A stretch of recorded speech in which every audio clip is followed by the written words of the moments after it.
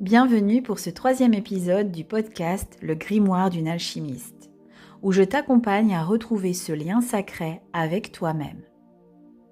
Mon objectif, c'est de t'aider à revenir à ton essence, à te souvenir de qui tu es vraiment, au-delà du mental et au-delà des rôles.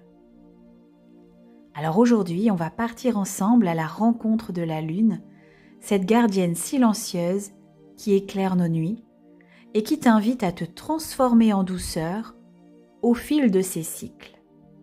Alors prends un instant pour t'installer confortablement, inspire profondément et laisse-toi porter.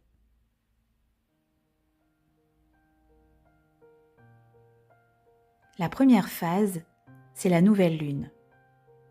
Symbolise l'intention et le renouveau. La nouvelle lune, c'est comme une page blanche. Le ciel est noir, sans reflet, et tout semble se reposer. Mais sous cette obscurité se cache une immense puissance créatrice. C'est le moment parfait pour plonger en toi-même, faire le calme, écouter ton intuition et poser des intentions claires. Tu peux visualiser cette phase comme une graine que tu plantes dans la terre noire et fertile. Elle n'est pas encore visible, mais elle contient déjà tout.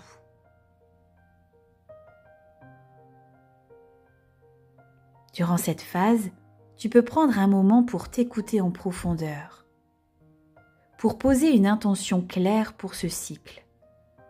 Qu'as-tu envie de créer ou de manifester ? Écris tes souhaits, tes désirs profonds et crée-toi un tableau de visualisation. Ou tu peux écrire une affirmation positive que tu vas répéter tout au long du cycle. Tu peux également allumer une bougie blanche et imaginer que ta graine d'intention est en train de germer.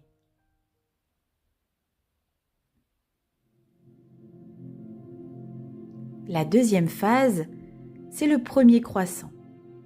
C'est l'élan et la mise en mouvement. Quelques jours après la nouvelle lune, une fine lumière apparaît à l'horizon.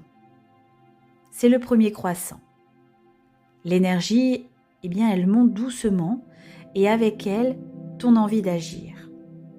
C'est une phase d'éveil, de mouvement subtil, où tu peux commencer à mettre en place les premières actions pour soutenir tes intentions. Alors pense à cette jeune pousse qui perce la terre. Elle est encore fragile, mais pleine de vitalité. Pour cette phase, tu peux choisir une ou deux petites actions concrètes à poser en lien avec tes intentions. Tu peux répéter des affirmations en te connectant à ta motivation intérieure et utiliser la cornaline ou le grenat pour activer ton énergie d'élan. Tu peux aussi te nourrir d'inspiration comme des lectures, des échanges, des créations, tout ce qui te met en joie. Écoute ton corps et suis ce qui te donne de l'élan, sans te forcer.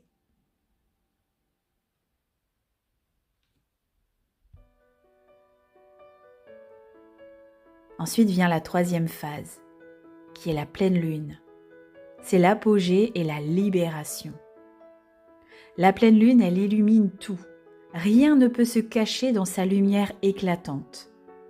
C'est un moment d'apogée où les émotions sont souvent intenses, les intuitions plus vives et où tout ce qui a besoin d'être vu ou libéré peut remonter à la surface. C'est la phase où tu récoltes les fruits de ce que tu as semé. Mais aussi celle où tu peux te délester de tout ce qui ne te sert plus. Alors pour cette phase, tu peux prendre le temps de célébrer tes avancées, même les plus petites, de reconnaître ce que tu as déjà accompli et ça va t'aider à nourrir ta confiance. Écris aussi tout ce que tu ressens, puis note ce dont tu veux te libérer, peut-être les peurs, les jugements, les croyances limitantes.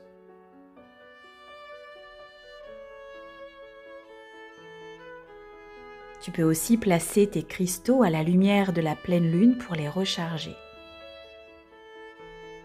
Et faire un rituel de feu où tu brûles un papier avec tout ce que tu as noté dessus pour laisser partir. Par exemple, toutes ces peurs, toutes ces croyances limitantes, tout ce que tu ne veux plus, eh bien tu les brûles. Et là, tu ressens la légèreté qui s'installe en toi.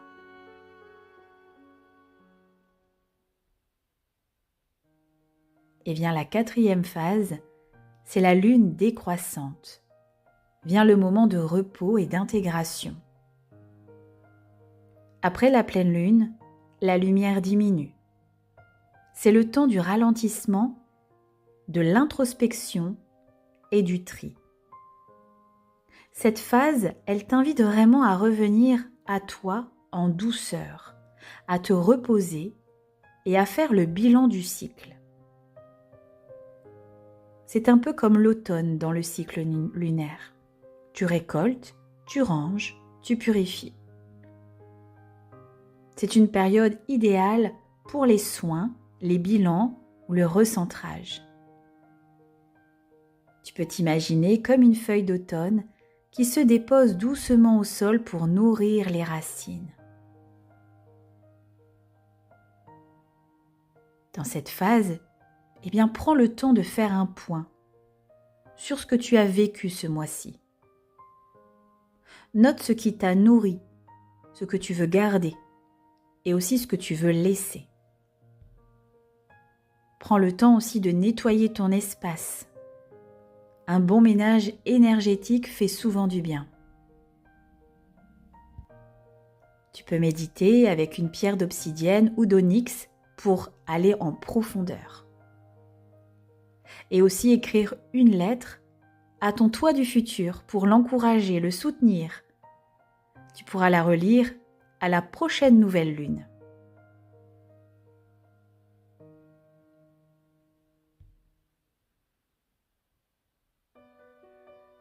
Marcher avec la lune, c'est marcher avec soi. Travailler avec les cycles lunaires, c'est t'accorder au rythme naturel de ton être. C'est sortir du faire constant pour honorer les phases de repos, de doute, de silence, tout autant que celles d'élan et de clarté.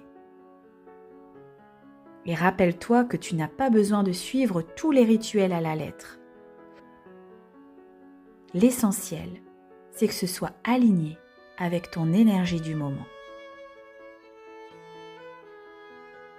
Et si tu sens que tu veux aller encore plus loin dans cette reconnexion à toi, que tu ressens l'appel d'un accompagnement plus profond, je t'invite à découvrir ce que je propose à travers mes séances personnalisées en sophrologie, hypnose et énergétique. Dans le prochain épisode, je te parlerai du pouvoir de l'imaginaire et de comment l'activer pour transformer ton quotidien. En attendant, prends bien soin de toi et souviens-toi que tu es un être cyclique, tout comme la lune. À très bientôt.